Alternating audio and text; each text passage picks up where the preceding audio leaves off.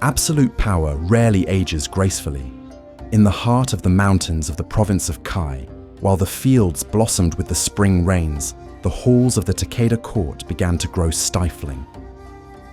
Inside, tension spread through the court, and its origin lay with the warlord himself, Takeda Nobutora.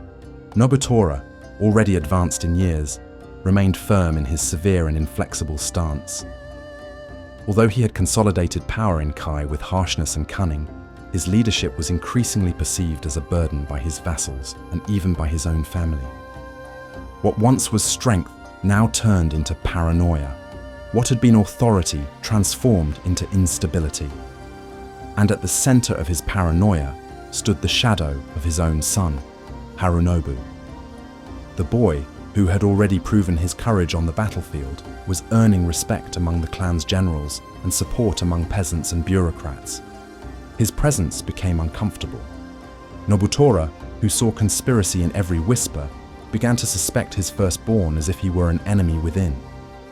In the father's eyes, Harunobu's intelligence was pure arrogance, his popularity was insubordination, and even his diligence in his father's service was seen as disguised treason. Rumors began to circulate. Nobutora considered disinheriting Harunobu in favor of his younger brother, Nobushige, more docile, more predictable, more controllable. The possibility sent chills through the veteran generals. They knew that Harunobu was the legitimate heir, but also the most capable. Replacing him would be like destroying the clan's future with their own hands. But one rumor in particular prompted a quiet state of alert among the highest members of the military caste. Nobutora planned to send Harunobu as a guest, in practice a political hostage, to the Imagawa clan in Suruga. A gesture that, under the mask of diplomacy, would amount to removing Harunobu from the board, isolating him in a foreign land, far from his allies, far from his roots. The court of Kai then split between those who still feared Nobutora's wrath and those who were beginning to see that the clan's future might depend on an unthinkable decision, overthrowing their own lord. In the cold corridors of Tsunashiki Castle, fear was the common language of all who surrounded Takeda Nobutora, who, over the years, had become unpredictable and ever more inclined to acts of tyranny. His explosive temper and his tendency to humiliate even the most loyal had corroded the respect he had once inspired. All that remained was fear, and fear by nature is treacherous. Among the veteran generals, the mood was one of mounting unease. Many had served alongside Nobutora in the previous decades, during hard-fought campaigns to unify Kai and subjugate rival clans. They had shed blood at his side.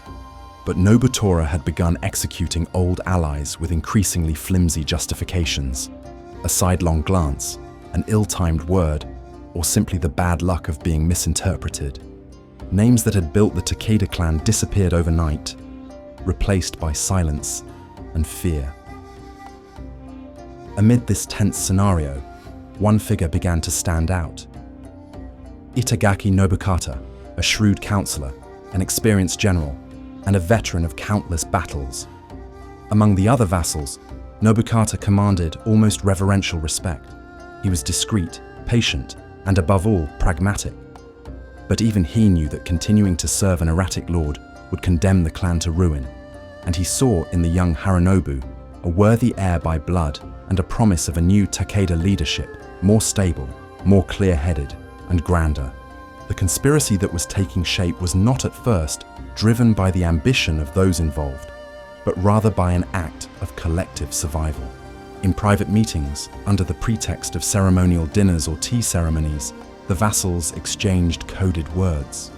A subtle nod, a prolonged silence, a pause at the right moment, each served to indicate that loyalty to the name Takeda no longer meant loyalty to Nobutora. The objective was clear: remove Nobutora from the throne without bloodshed by sending him to Suruga under the protection of Imagawa Yoshimoto, a diplomatic action, formal, elegant, and final. Meanwhile, the people of the province of Kai, burdened by arbitrary taxes, collective punishments, and the whims of the feudal lord, received the possibility of change with murmurs of relief. Peasants spoke with hope in markets and fields. Perhaps with the young Harunobu, we will have a time of justice. And while Nobutora planned his son's exile, his subjects were already plotting to exile him first. The moment chosen for the coup was selected with surgical precision. After returning from a military campaign against the Suwa clan, Takeda Nobutora found himself vulnerable, far from his command center, weary, and surrounded by generals and soldiers whose loyalties had already shifted. The triumphal entry into Kai, which should have consolidated his authority, was, in truth, the harbinger of his downfall. Under the leadership of Itagaki Nobukata, the most influential vassals moved with subtlety. While Nobutora rested from the campaign, his closest men received orders to prepare him for a diplomatic mission to the court of Imagawa Yoshimoto in Suruga. The justification? To reinforce the bonds between the two allied clans, a gesture of respect and strategic continuity. Nobutora, confident and unsuspecting, accepted the invitation. He mounted his horse, accompanied by an escort carefully selected and supposedly loyal, yet already committed to the new order. The caravan crossed the mountains towards Suruga, and once beyond the borders of Kai, the gates closed behind him forever. There were no swords drawn. There was no siege, no barricades, no resistance. The transfer of power was swift, precise, and almost invisible to outside eyes. It was a bloodless coup d'etat, but utterly effective, one of the most notable in the history of feudal Japan. As one of his first acts as the new daimyo, Harunobu moved with speed and diplomacy. He sent messengers to Imagawa Yoshimoto, thanking him for receiving his father, maintaining the tone of a devoted son. Nobutora's presence in Suruga was portrayed not as exile, but as a gesture of respect toward the alliance. In public, Harunobu continued to refer to his father with honor, and Yoshimoto, satisfied with the appearance of order and with the stability of the new government, accepted the official version and did not even consider reinstating his former ally. Peace was maintained, authority preserved, and Kai, under new leadership, began to change. At only 20 years old, Harunobu assumed absolute command of the province of Kai. He was young, but not inexperienced. Therefore, his initial actions as leader were marked by a balance between reform and continuity. He reorganized the clan's administration, rewarding those who had supported his rise, such as Itagaki Nobukata and Amari Torayasu, with positions of prestige and command. He redistributed lands, adjusted taxes, and ensured that resources flowed back to the fields and fortresses. But he did not persecute those who had faithfully served his father. On the contrary, he kept many of Nobutora's former allies in administrative and military posts, provided they were willing to collaborate with the new order. This gesture sent a powerful message. Harunobu was not driven by vengeance, but by a clear purpose, to bring stability and greatness to Kai and to the Takeda clan. He also set in motion a process of strengthening the clan's identity. He refined codes of conduct, reinvigorated spiritual ties with local Buddhist temples and Shinto shrines, and began spreading the philosophy of war that would soon define his legend. Within a few weeks, tensions eased and doubts fell silent. The generals knew they had chosen well.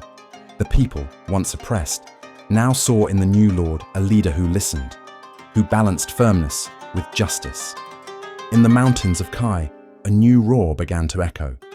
No longer that of a tyrant lord, but that of a patient, cunning tiger ready to show its claws.